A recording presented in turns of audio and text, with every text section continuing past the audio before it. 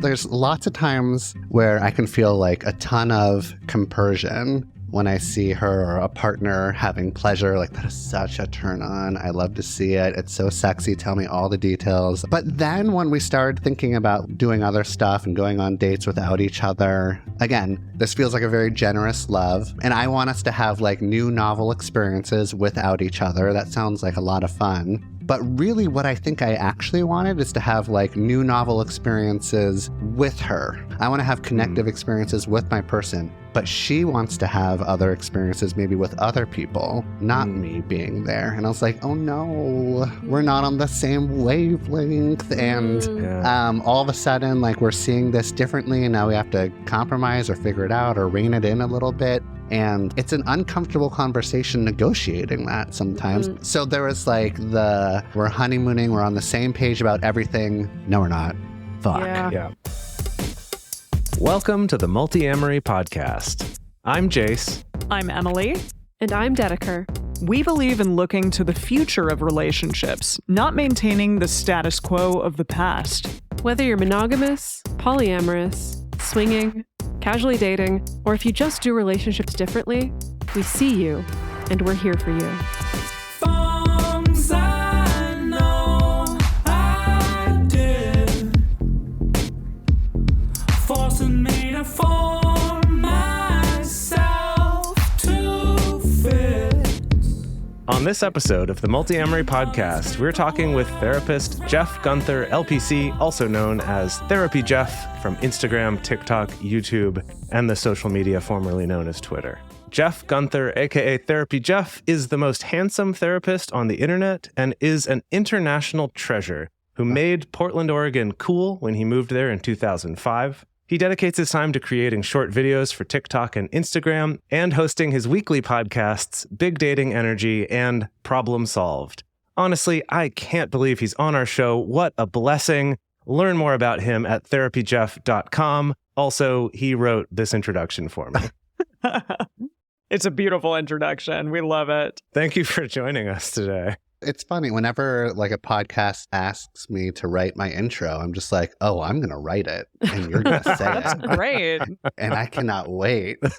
Yeah. But I think you're actually the first podcasters who have like blatantly said that I wrote that intro. Like, you couldn't even stand behind it for a second. That was such a immediate line right after my little intro. So I was prepared. Well, I appreciate it because honestly, most of the intros or bios that people do write for themselves and submit to this, They're dry. They're dry. They're like people's resume, We sometimes end up hacking and slashing editing just to make it a little bit more punchy and easier for people to listen to. So I can appreciate you breaking the mold.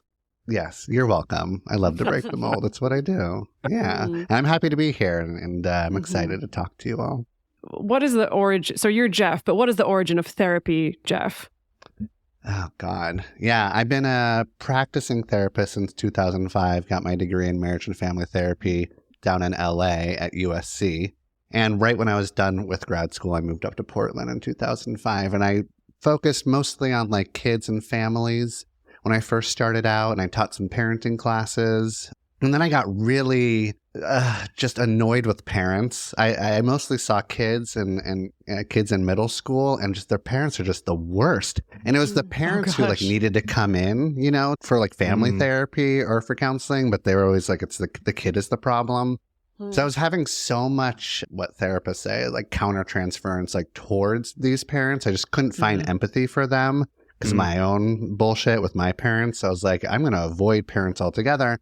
And I'm just going to start seeing individuals and couples for couples counseling. But I was like, I only want to see couples that are still in love. The couples that are new or have fun fights. I don't want the couples that haven't like fucked for 10 years, haven't talked for 5 years, because just bad vibes, right? Like, get out of my office.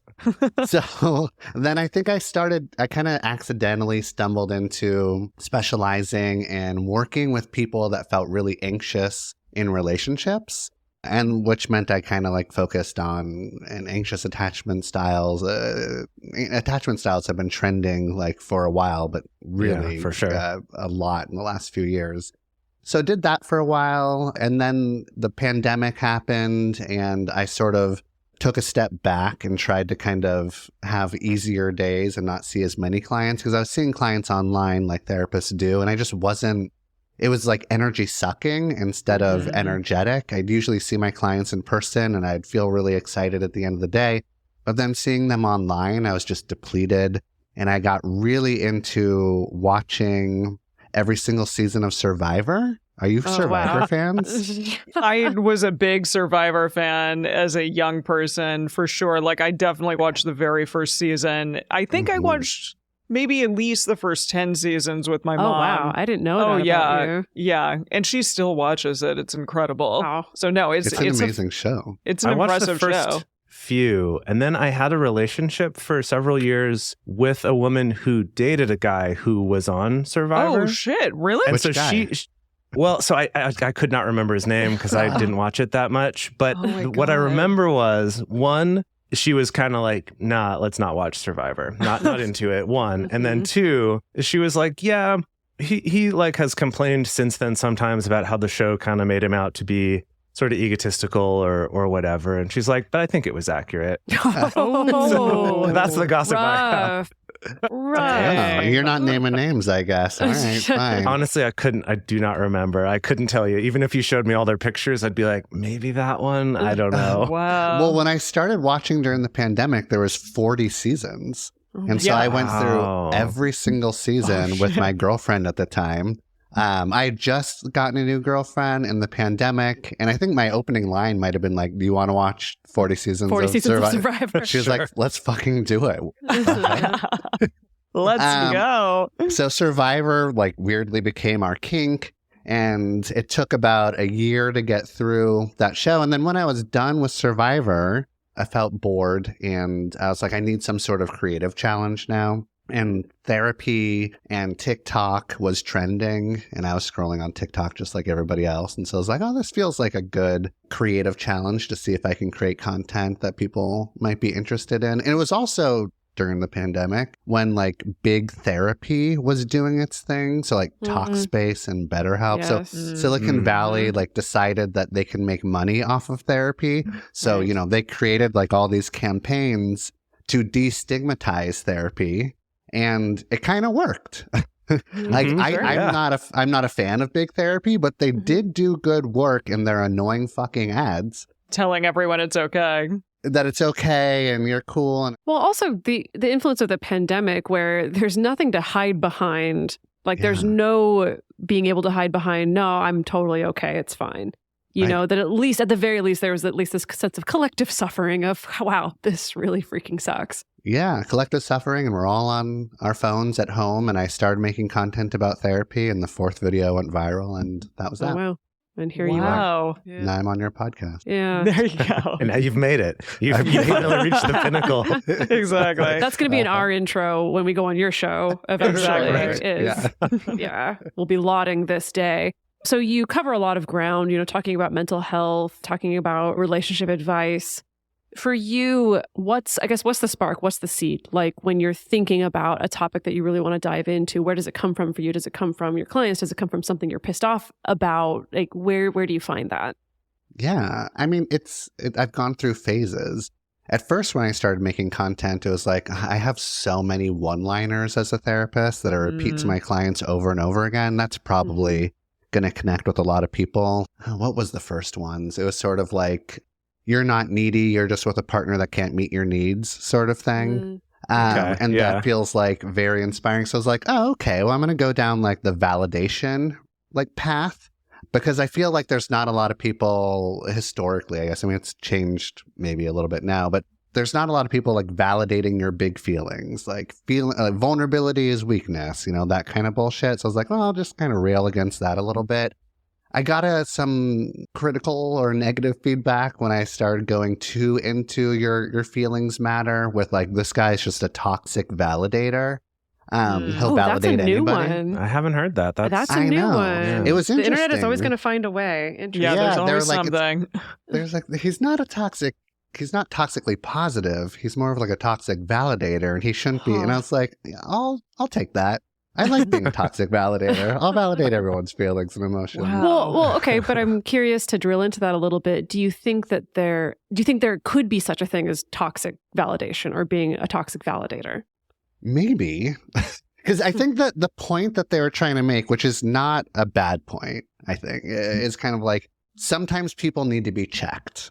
But I was sort of being like, there's a difference between feelings are, like all feelings can be validated, but behavior doesn't need to be validated. So there's a difference between having feelings and having behavior, and behavior can be unethical or not moral or bad when feelings like, oh, they're just feelings, But a lot of people, or some of the people that were watching, were kind of like, I don't want you validating my ex who's watching your videos so they feel.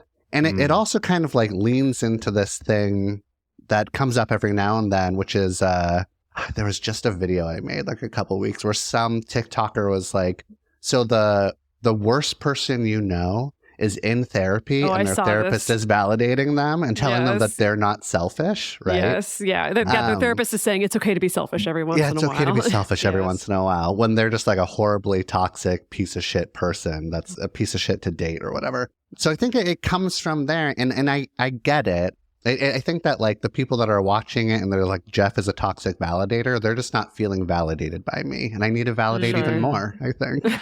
Right. Validate that. Yeah. It is interesting, like when you recognize this in yourself, it can be a little bit of a scary thing, but that thing of like, this person hurt me or has done something that I don't like, and so I want them to suffer, and not being validated is part of that. And it's like, that actually sucks, right? That's not, like, I think the feeling of wanting it, we can validate that perhaps, but trying to put that into effect, I think most people would agree is immoral, although often when they're doing it, they don't make that distinction. When it's like, I want to cut you off from all of your friends and support group by telling them they need to kick you out because you were mean to me or something, right? So it's a tough area for people to think about and handle. It is a right? tough area. There's a lot of strong feelings.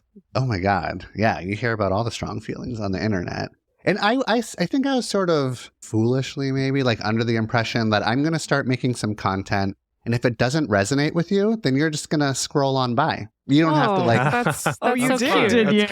That's so I cute. did. I thought so. And I thought that like people were going to have their, be somewhat of like critical thinkers, like, oh, what he's saying here applies to me, what he's saying here doesn't, and that's fine. It applies to other people. Obviously, I made a mistake thinking that people might be like having their thinking cap on or something. But whatever, we all learn our lessons. So I kind of like, I leaned into like validating people's feelings. And then I was like, well, here's some like relationship tips. Like, how can I get really practical and give people tools to feel more connected in their relationships? And since I've talked about relationships and I've done couples counseling for 20 years, I know a lot about it. So that was really easy to talk about.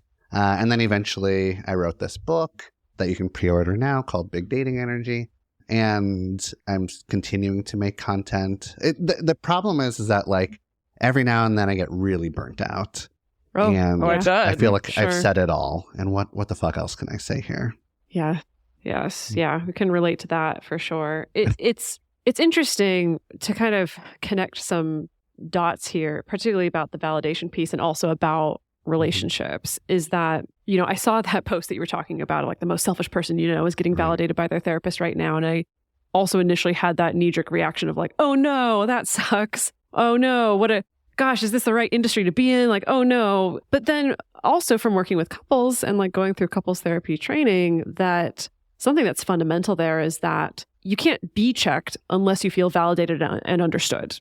Unless, and like that happens with couples all the time as well, right? It's like you cannot, really talk about the things that like maybe how your partner messed up over here, how you wish that they'd done something different, or you wish that they were aligned with you in some way. Like they're not going to be able to hear that from you unless they feel like validated and understood and cared for and fundamentally loved. And so it is a little bit of this thing, I think like what Jase was talking about is we can't necessarily just throw someone in the garbage because, those reality checks can't happen unless the validation happens first, I would argue. Yeah, exactly. You have to create that rapport with them. They have to trust you. And then you start usually like subtly bumping up against bullshit and trying to like challenge them and show different perspectives. And it takes a long time to do that. And like I said in that video, sometimes people go to therapy, feel validated, and then stop going to therapy once they start getting challenged. And I think also like therapists are not as stupid as you fucking think they are. Like we know what we're doing. And we also understand that the story we're getting from the client is incredibly biased. You are the fucking hero. I get it. Like I understand. We all think that about ourselves. So we're taking that into consideration while you're telling us your story. Can I ask, I mean, both of you, from a couples therapist standpoint, how do you parse out the bullshit from like each individual? Because there are two people who are both the hero of their own story, giving you potentially two very different kind of sides of the story. How do you kind of meet in the middle, or what do you do there? That sounds just very challenging to me. I want to know, do you, like, you know, we're told as a therapist, like, don't take sides, right? Sure. But do you secretly take someone's side? Like, are you a human being in the office being like, obviously, you're right, you're wrong? I would say there's a certain percentage of the time where, yes, I for sure secretly take sides. Right. But I also feel like I've had a therapist when I've been in couples therapy who has absolutely taken my side. And then my partner didn't want to go back because he was pissed about it. Exactly. Okay, but I mean, I would argue that sometimes if someone can be really hypersensitive to, oh no, this person validated something that my partner shared, and like my heels are dug in on that being wrong, right? And so if there's even the slightest hint that the therapist is validating even a piece of what my partner is saying, I automatically interpret that as, oh, this therapist is taking a side. Right? Yeah, I don't know. It's exactly. it's a really tricky dynamic. It's a tricky dynamic, and I use a line in therapy that maybe you use, or you can steal from me that I probably stole from somebody else, which is when one of the clients say like, you're taking their side, I usually say in a smarmy therapist way, like, I'm not taking your side. I'm taking the side of the relationship. Oh, that's a good one. That's right. That's It's a so good good. one. It hits so hard. It's right. But that is actually what I'm trying to do here. And so sometimes if somebody like, if one of the partners isn't speaking up and doesn't have a voice or isn't feeling understood, then I'm going to try to kind of like pump them up a little bit. And you're going to think that I'm taking their side. But really, I'm just trying to make it so. And it's also kind of like another sort of cliche couples counselor thing is that there is no, this isn't true all the time, but there is no objective truth. There's just like two or however many people are in there. There's just like 2 or 3 or 4 valid subjective truths, right? So all of your truths are valid. Here's me like being a toxic validator.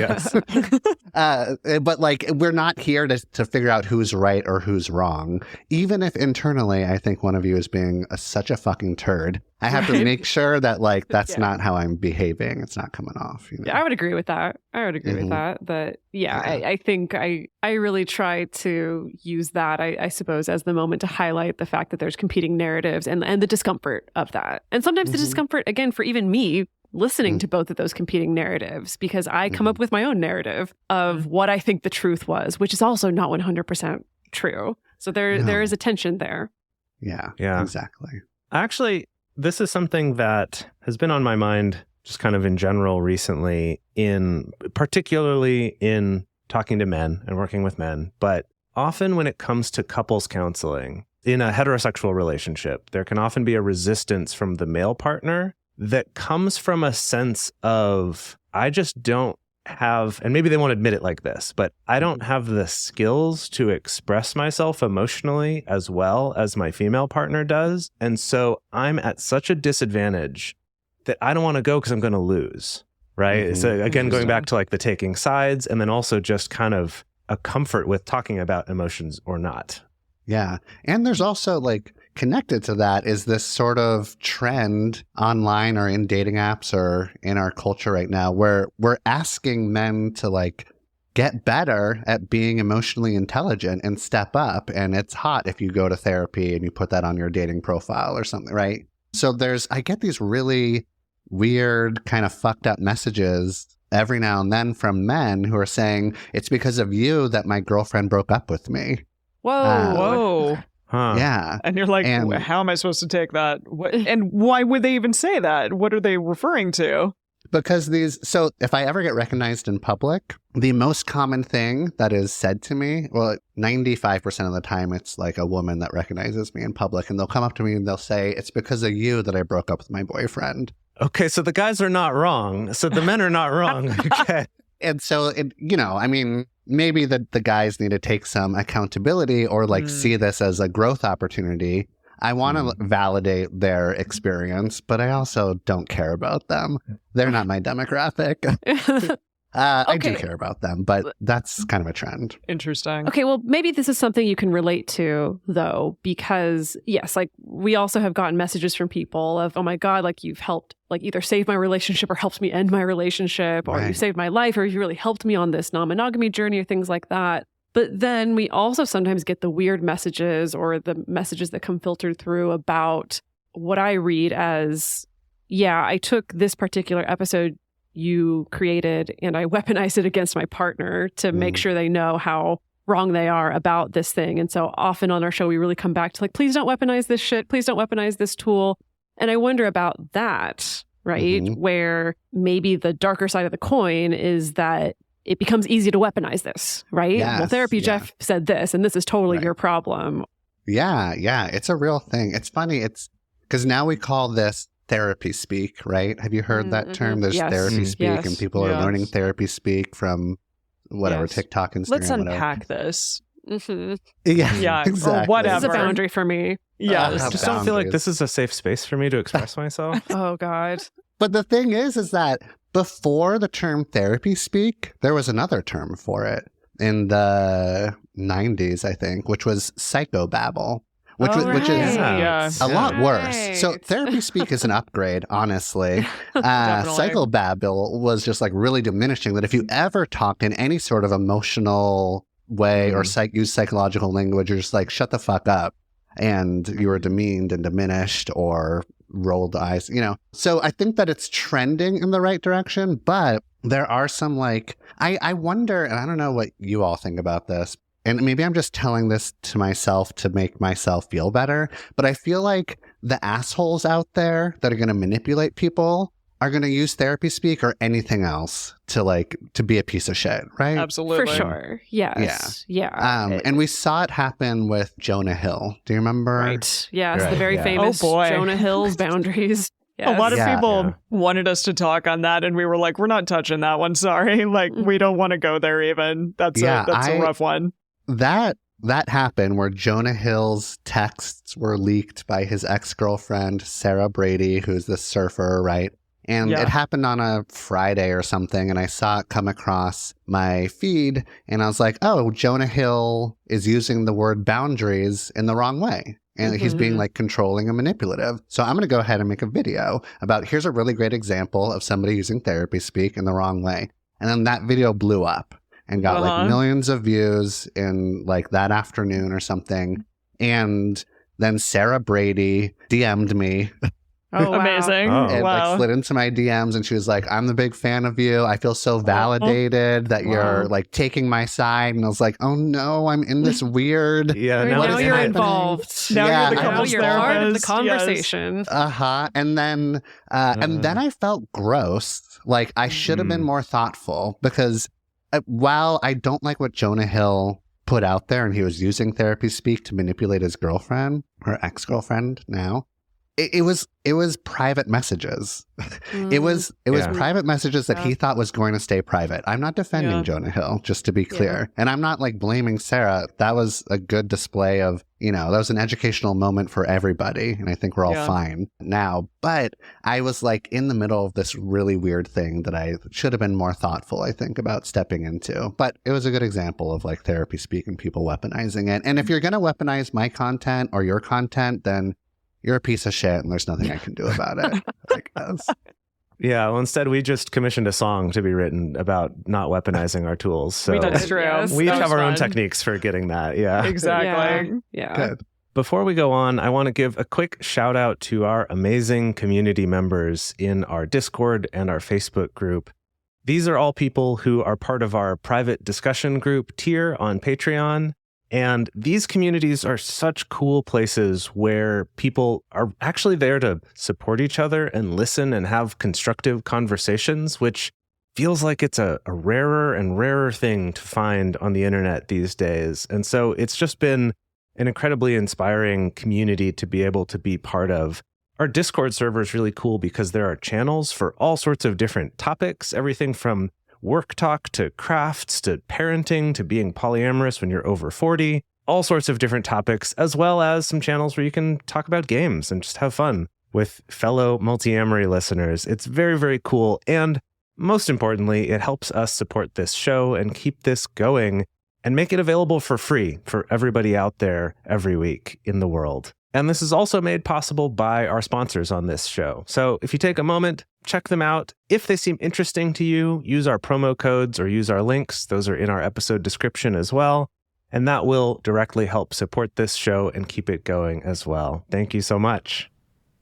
So speaking of another viral video of yours, on August 21st, 2023, you came out with this video called "What is a Monogamish Relationship and Why Do I Want to Be in One?" And the polyamorous community kind of blew up at this because, first of all, somebody who is a really big deal on TikTok and on Instagram, who is more mainstream maybe, or at least mainstream feeling in the eyes of those in the non-monogamous community. And you're talking about non-monogamy, and that's really awesome. And so I saw so many amazing comments and people reposting it, and people were really excited about it. But then I also saw a lot of people who were really upset with you and saying, okay, I'm not going to follow you anymore, things like that. But at least from our standpoint, and I think a lot of the content creators in this space, in the non-monogamous space, it was so great to see that. Why do you think that non-monogamy is important to talk about? And can you just talk about like why you even put that out there in the first place? Because it was surprising and it was really cool to see somebody who maybe is more mainstream doing that. I was honestly a little, I don't want to say disappointed, but surprised/disappointed. I was surprised that a lot of my core audience was upset about it.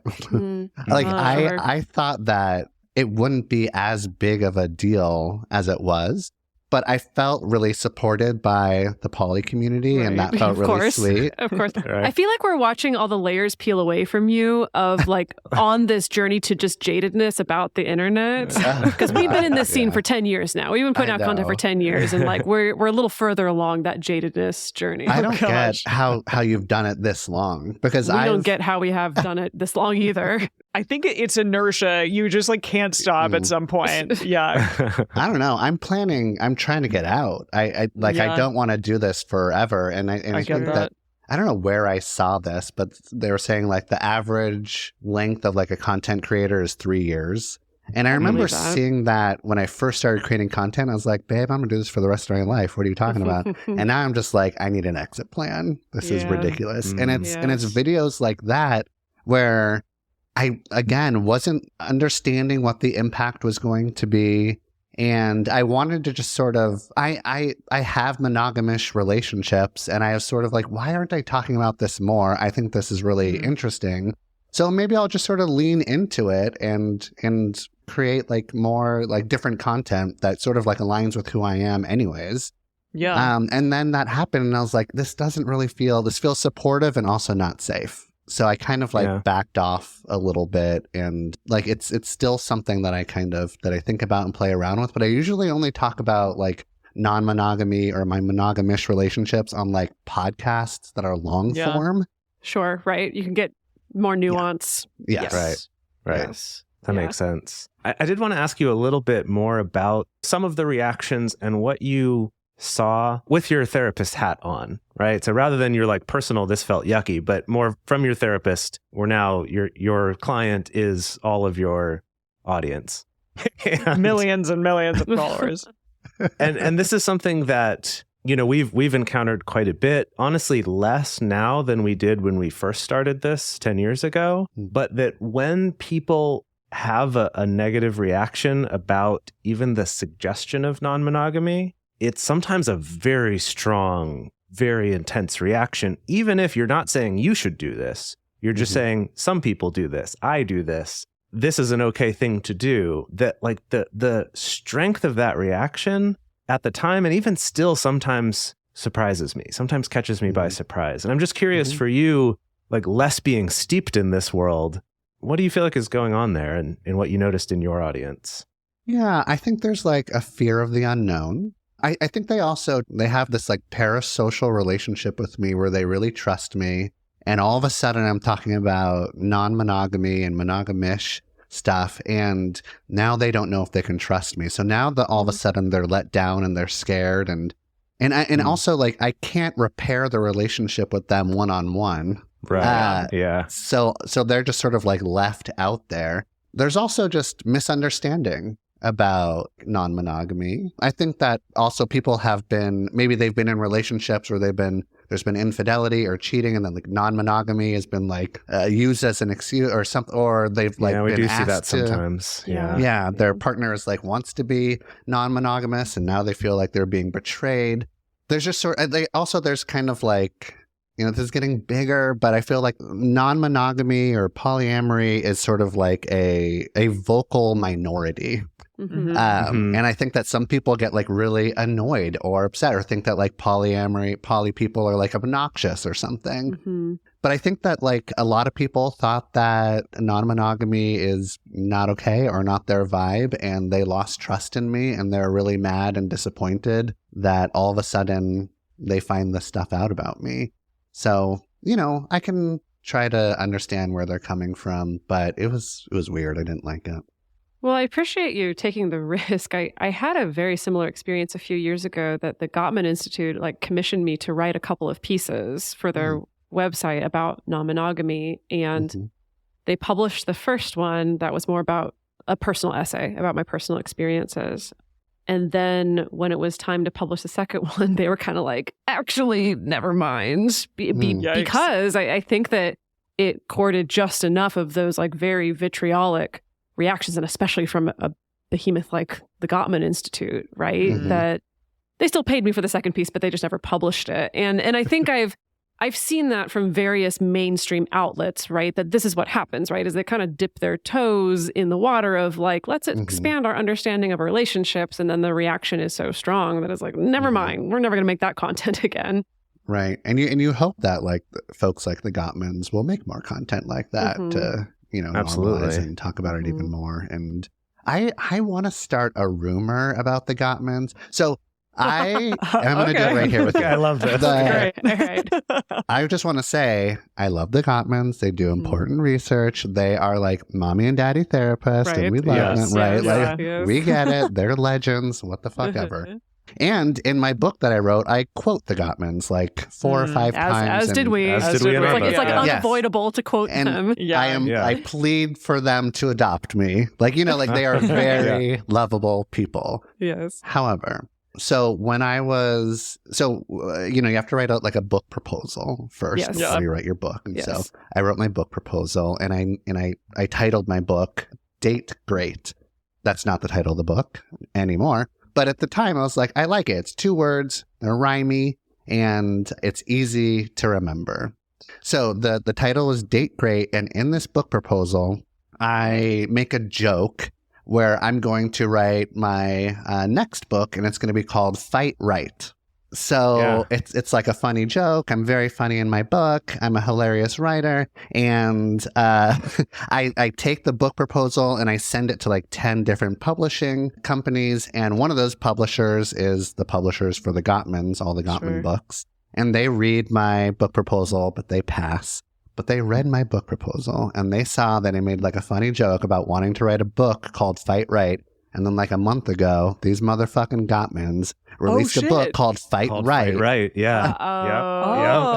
And I was like, did they name that? Because like my editor was just like, it's not going to be called Date Great. Here's 10 other titles that we think that you should choose from. And I was like, I bet their publisher and editor took my Fight Right. So that's my book. Okay, that's your gossip. Book. Okay. Yeah, that's okay. That's the rumor that we're going to start. Is that's that the rumor that we're all horrible plagiarists? Oh my gosh. Gottmans are plagiarists. All right. Exactly. Wow. Your name should be on a cover as a co-author of this. Yes. There you go. I Right. Title inspired by Therapy Jeff. Exactly.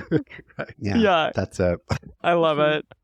I just want to bring it back and ask why we all think that non-monogamy is having such a big moment right now. I mean, it has been on the New York Times, right? The New Yorker. That one book came out that was kind of controversial about non-monogamy and a very well-off white woman and her non-monogamous partners. But yeah, besides that, I mean, why do we think that so many people are so interested in it right now?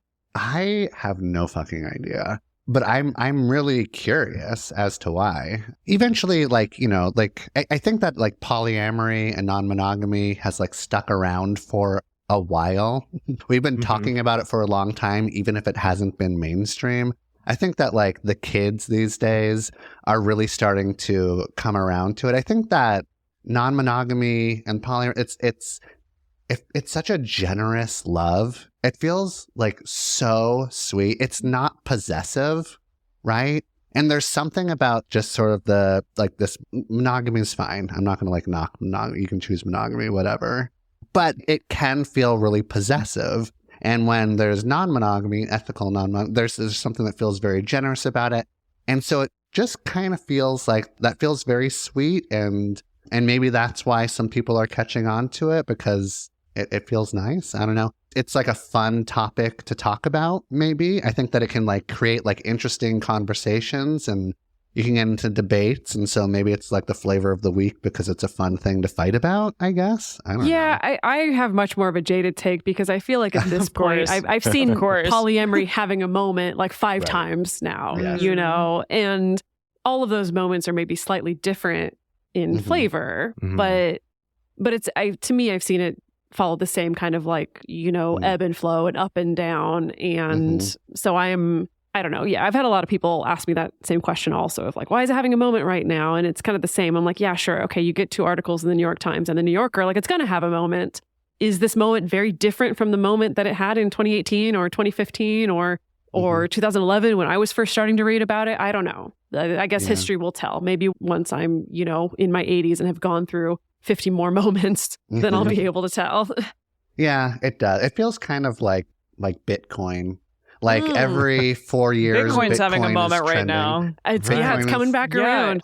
All-time highs right around the corner, right? I think. Yeah, apparently. Does this mean we need to make some kind of polyamory-related cryptocurrency? And just bring the two together? I'm surprised we haven't yet. If we could keep track of our relationships in the blockchain, and then you get to know kind of who you're connected to, and have a currency out of it. Like, got it. That's a good idea because that is a public ledger that cannot be changed, and then you can see all the people that have been connected. Right. Yeah. We're losing money if we don't do coin. it. Right. Yeah. So, you know, like just like Bitcoin, it trends. It's very exciting. It feels like the newest trendy technology. And then eventually it goes away again. But every time it's trending, like currently now, it feels like maybe Bitcoin will take over. Maybe this is the time. Right. Maybe this is it. Maybe this is it. We're going to title this episode Polyamory is Bitcoin, quote, Therapy Jeff, and then just see what happens. Oh boy. That'll be fun. Yeah. Well, why do we also think that non-monogamy is still so threatening to so many people, even after all this time, and after I think we have sort of moved forward in terms of the way that we view alternative anything, like alternative relationships, alternative people, alternative sexuality, alternative gender, all of those things I feel like has really moved in a direction of we are more aware of and also more accepting of. And yet, there are so many people who still see all that and want to just throw their hands up and say the world is ending. So what's going on there? I feel like non-monogamy exposes your insecurities, and you don't want to feel insecure. And the best way to not feel insecure is to like say that you're the asshole. Like there's nothing wrong with you. There's something wrong with everybody else. It's so that you don't have to grow. It's so that you don't have to evolve. It doesn't mean that you have to like evolve into being polyamory. It's just like opening your fucking mind, you know, and being okay with shit. I think that a lot of people fight against evolution and growth and positive change. And it exposes their, you know, what they fear the most. And maybe that's why it's happening. I know that whenever, like, I'm in a new-ish relationship, right? We started out as just sort of like monogamous and then becoming monogamish. And then we're like, well, maybe we'll be poly. And instead of just having sex with each other and other people in the same room, we'll like go out into different rooms, or we'll go on dates without each other or something. And when you start to expand, all of a sudden there's these insecurities that come up that I thought I had gotten over, dealt with. Like I'm Therapy Jeff. I have like a combined almost 4 million followers. I'm perfectly healthy, right? But yet still, there's like all these things that I have to go through. And I had this reaction of just like, nope, I don't want to do any of this. Actually, I don't even know if this is for me anymore, which is not true, but that's just sort of what like came up for me, you know. Are you okay sharing what, you know, it doesn't have to be the juiciest, deepest insecurity, but are you okay with sharing the stuff that came up for you? Yeah, it's fine. I mean, I was thinking about it today. I was talking to my girlfriend about it. There's lots of times where I can feel like a ton of compersion when I see her or a partner having pleasure. Like that is such a turn on. I love to see it. It's so sexy. Tell me all the details. I want to stare at you in like not a creepy way, but like a supportive, I'm turned on kind of way.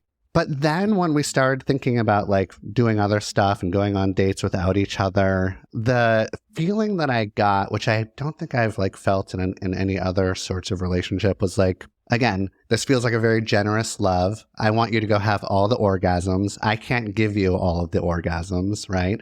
And I want us to have like new novel experiences without each other. That sounds like a lot of fun. But really what I think I actually wanted is to have like new novel experiences with her. Like I've slept with lots of people and that's great. But you know, when you sleep with one person, you slept with them all eventually. It feels like it's sort of like I know what this feels like. And I sort of like possessively almost like wanted her to also have that with me. I was like, this probably isn't true for the long run, but it feels like right now I'm over sleeping with other people without my partner. I want to have connective experiences with my person, but she wants to have other experiences maybe with other people, not me being there. And I was like, oh no, we're not on the same wavelength. And all of a sudden, like we're seeing this differently. And now we have to compromise or figure it out or rein it in a little bit.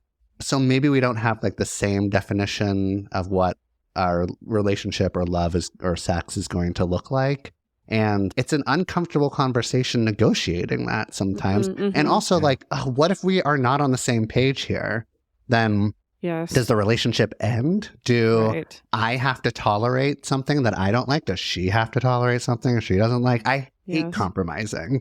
Like it's a fucking lose-lose, it feels like. But it's compromising is essential for relationships, and you know it's a good thing. So there was like oh my God, we're honeymooning, we're on the same page about everything. No, we're not. Fuck. Yeah. Wow. And that's what like freaked me out, and that I'm kind of currently working through. Yeah. I really appreciate you sharing, because I'm sure that like probably about 10,000 people listening are going to relate to that.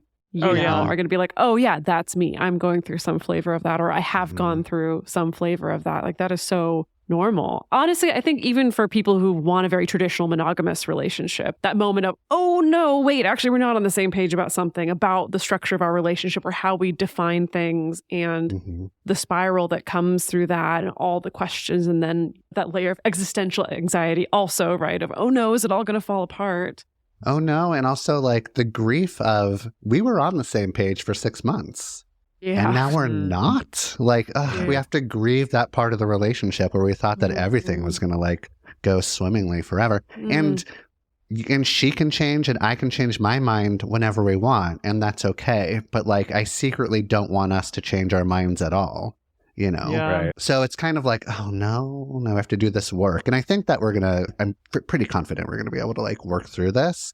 But it's that first thing that you have to really work through. Well, but it's so funny though that I do think people in this space, or people that have therapy training, or people who've even been to a lot of therapy, I don't know why it's so easy to fall for that trap of, oh, but I did all the work. Oh, but I was over this thing. You know? And then it's like, dang it, no, the work keeps on keeping on. I know, it does. It's just until you're dead. It's just you're always working on it. Indeed. Just in the past month, we had an amazing video discussion group. It's really more of a video processing group where people who are in our video discussion group member tier on Patreon get to come together and actually see each other's faces and hear each other's voices and bring whatever it is that they're going through, whatever it is they want some support with or help with, or honestly just a place where you can share something exciting or something hard you're going through with people who get it, that you don't have to do all the extra work of kind of explaining the circumstances of your relationship type or your gender or things like that. It's just such a cool, inspiring place. And being able to do that in an actual real time, seeing people's facial expressions way is just a really neat way to connect. And of course, all of those people also get to be part of our private Discord server and our Facebook group if they want to, where we have some amazing discussion on all sorts of topics and people are just really there to support each other. So thank you to all of you who do that. And if you want to check that out, go to multiamory.com/join, become one of our patrons there. And of course, that helps support this show and keep it coming every week to everyone in the world for free. And then, of course, take a moment, check out our sponsors. If any seem interesting to you, use our promo codes and links, and that does directly help support our show, which also helps us to keep this show going and growing. As we're coming up toward the end of this episode, we kind of wanted to play a little bit of a game here. So we have done some episodes in the past where we've done like reviews of portrayals of non-monogamy in media. We've done some episodes where we just kind of talk about, in various conversations, how these different tropes or stereotypes of how relationships should go and how those can negatively affect us. And then you did a video back in September of 2023 called What Disney Movies Taught Me About Relationships. And so I feel like we're kind of on the same page with some of these things. So Emily actually put together a list of some of these common tropes for us to kind of go through and I guess just chat about and react to for a second here. Let's do it. Okay, here's the first one. You're no one till somebody loves you. That classic song. Yeah. Oh, Yeah, I feel like that really, you're leaning into a lot of codependency there, right? That's true. Yeah. Absolutely. Well, and also, I was just going to say also like a singleism too. That this idea that if you wanted to be single, you're not even a person. You're nobody. Uh-huh. Yeah. That sucks. That sucks. Yeah, it does suck, and there's no real gray area there. That feels very black and white.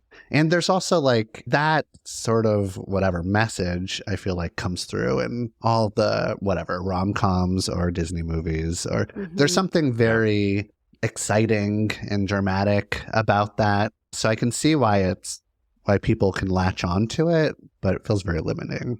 If it's okay for me to jump out of order on this list, I want to talk about this one, that jealousy means someone is really in love with you.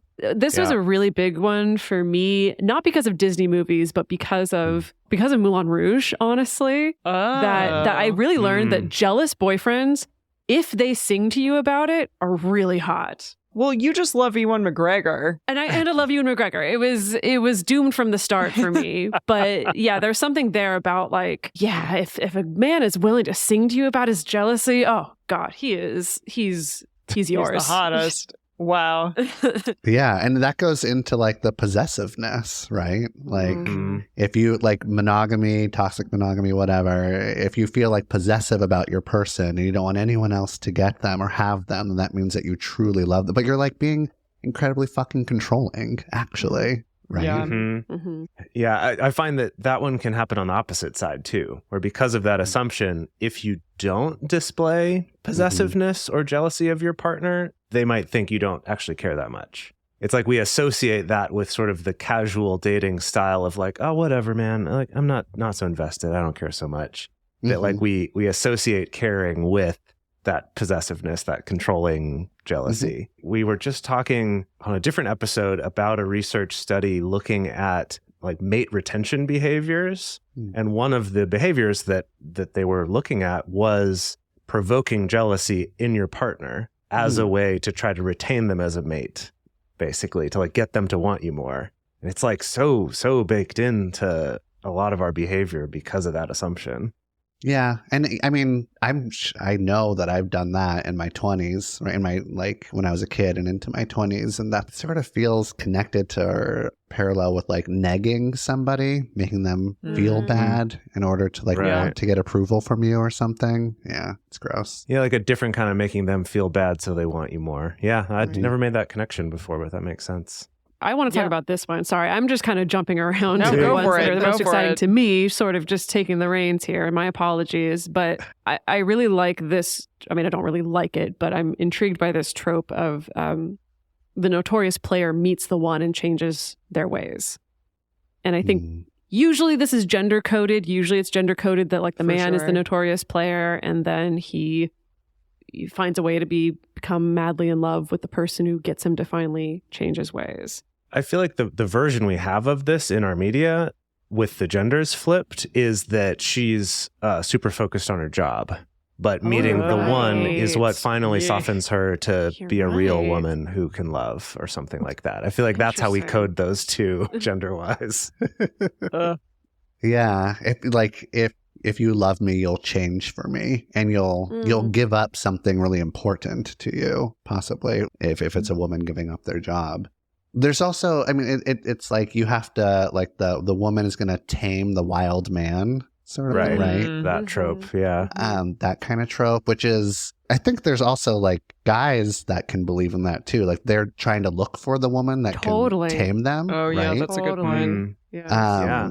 And what I see when I see that happening, or when that kind of comes into my office with clients or people in relationships, there's this thing where they're looking at their wild times, whatever that means to them, and they're trying to figure out how to let it go and grieve it. They're grieving their youth, and they're choosing their partner who's taming them, and they might not be aware of it, but they're probably resenting the shit out of their partner who's quote unquote taming them, and is now they're acting really different or something. They're settling down with this other person. And if you really lose yourself, leave yourself, you're really setting yourself up for some long-term bullshit that you're going to have to deal with down the road. Well, speaking of long-term bullshit, I think on the other side, where I see this trope influencing women in particular, and especially women who date men, is this internalized sense that if the guy that you're dating, who's dating a bunch of other people and isn't giving you the attention that you want, isn't giving you the focus that you want, isn't initiating making plans, isn't texting you back at the frequency that you want, that's on you as the woman. You're not doing your job, that you need to be more appealing, you need to be more attractive, you need to find some way to manipulate him into chasing you, right? Instead of you being the one to chase him, where I feel like it doesn't come down to just straight up asking the person for the behavior that you want. It becomes there's something wrong with you. You're not performing your job, because otherwise you would be able to be just so effortlessly charming and charismatic that he would want to be tamed by you. Yeah, and then it becomes a self-worth issue. I'm not good enough. If I was good enough, then I would be able to tame him, sort of thing. And you wrap up your whole identity in these relationships sometimes. Yeah. This is why every time when I'm in an airport and I walk by the bookstore and I see a copy of that Act Like a Lady, Think Like a Man book, I want to take the 10 lighters or however many I'm able to bring through security and just light them all on fire right there in the airport. God's the worst. This one, Damona Hoffman, who we've had on the show a couple times, said was one of her least favorite tropes, period. And it's that idea that love will happen when you least expect it. Now, I will say this does happen sometimes. Sometimes it just is kind of out of the blue. But her take on it was that, you have to work at love, and you have to work at sometimes finding love, and that those who put effort into dating are actually going to be the ones who reap the rewards. So is that something that you all feel is the truth as well? Because I feel like sometimes that's the case, but then sometimes it does just kind of come and fall into your lap, and that's cool. I really don't mind this one that much. I mean, there's, Damona makes a good argument there, definitely. But the reason I kind of like it is that when you, quote unquote, stop looking for love, so let's say you're looking for love before you stop, a lot of times you get into this pattern of you're noticing the lack of love and you're like scanning for all the fucking assholes out there, right? And and you talk to your friends about how everyone's like a piece of shit and yada yada. And then you get into this sort of energy where you're just like nothing is working out for you. You're looking for love, but you're expecting really like poor results. And so when you let go of that, sometimes it just sort of like happens because you're not waiting for bad things to happen. So there's probably like some sort of balance that needs to happen, right? But this isn't, that one doesn't bother me too much. I like that reframe though, because something that really gets under my skin sometimes when working with clients is I do think there's a particular flavor of, what's the term for it? Like heteropessimism is like what all the essays that are going around are calling it, that I suppose it's this assumption that I will be protected if I go into this situation expecting and looking for bad results. And you know, like I don't want to layer in any kind of sense of like manifesting or that it's like it's on you if you're getting bad results, right? But I do think that sometimes that can hold people back. Yeah, we can talk about manifesting if you want. What have you got to say about manifesting? Oh, yeah. I like to pick and choose things from like manifesting that do work. I think that there's like manifesting, law of attraction stuff that can be like really bad and toxic and not okay at all and very problematic. But there is something to say about like changing what you're focusing on and expecting different results or hoping for different results that are, you know, creating like a positive belief system or whatever. Who knows if you're actually like magnetizing the thing into your life or whatever. It's just, but it feels better and it feels more playful, you know? So yeah, go for it. Okay. So again, you heard it here first, folks. The Therapy Jeff says, manifest the partner of your dreams. You can do it. Direct quote. Good luck. Oh, this has been fun. I feel like there's so many more tropes that we could go through, but I think it's time for us to wrap this up. And the way we love to do that is, if our listeners have been having as good a time as we have, where can they find more of you and where can they pre-order your book?